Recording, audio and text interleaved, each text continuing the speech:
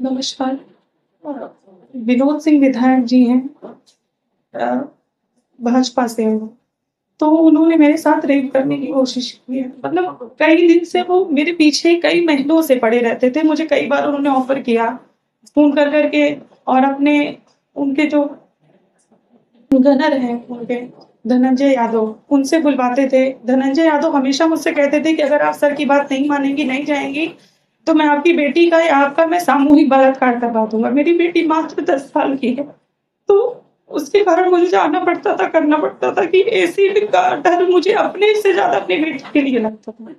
तो क्या होता था कि मैं जाती थी, लेकिन लास्ट टाइम 3 जून को ऐसा हुआ कि वो शराब के नशे में धुत थे। उन्होंने मुझे फिर बुलाया, धनंजय यादव आए मुझे बुलाने मेरे फ्लैट पे। हम लोग एक ही अपार्टमेंट में रहते थे।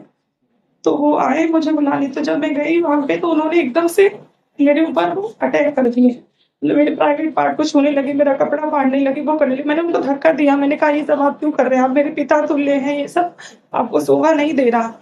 तो उन्होंने कहा अगर तुम मेरी ऐसी कोई बात नहीं मानोगी तो मैंने बहुत लोगों को ठिकाने लगा दिया है, बहुत लोगों को मैंने खत्म कर दिया है।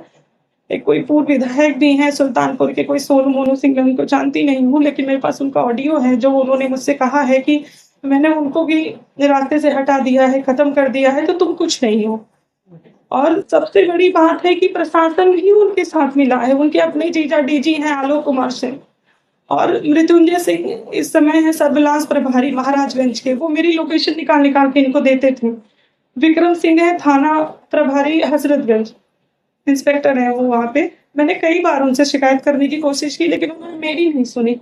तो 4 तारीख की बात है कि उन्होंने कम से कम 12-15 आदमियों को जो मानसिक रूप से अपराधी हैं, वो उन्होंने मेरे पीछे लगा दिए कि इसके ऊपर एसिड डाल दो, इसके पति को और इसकी बेटी को मतलब हटा दो रास्ते से, मार दो। तो मैं आनन-फानन में मैं यहाँ आई, और 4 तारीख से मैं दिल्ली में हूँ। मैंने सब कुछ करके देख लिया, मैं महिला आयोग में गई, मैं ज़ीरो एफआईआर के लिए गई, मैं न्यायालय गई, बट कहीं कुछ नहीं हो रहा है मेरे साथ। उनके साथ प्रशासन भी मिला है। उसके बाद जैसे मैंने महिला आयोग का किया, आनन-फानन में उन्होंने मेरे ऊपर एफआईआर करा दिया।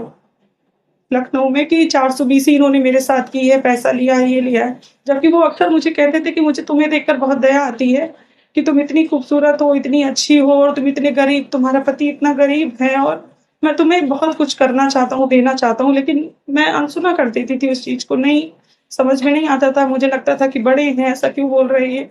बट इन्होंने हद पार कर दी, और तब से आज तक, अभी भी मैं 2 घंटे पहले की बात बता रही हूँ, मेरे पास वहाँ मेरे भी रिलेटिव हैं, वो लोग फ़ोन करते हैं कि शिवदास यादव और कृष्ण कुमार और एक लोग और हैं, जो एसिड की बोतल लेके लगातार मुझे ढूँढ रहे हैं कि मेरी बेटी या मैं जो भी दिख जाए उसके ऊपर, मेरा बेटा बाहर खेलने जाए, उसको उठा लें, उसको मार दें।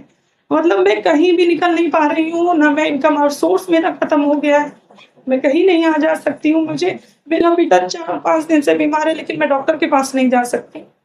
मेरी बेटी का स्कूल खराब हो रहा है इसी डर से कि कुछ भी हो सकता है, क्योंकि ये मौजूदा विधायक है तो इनकी सुनवाई ज़्यादा है, मेरी कुछ नहीं है।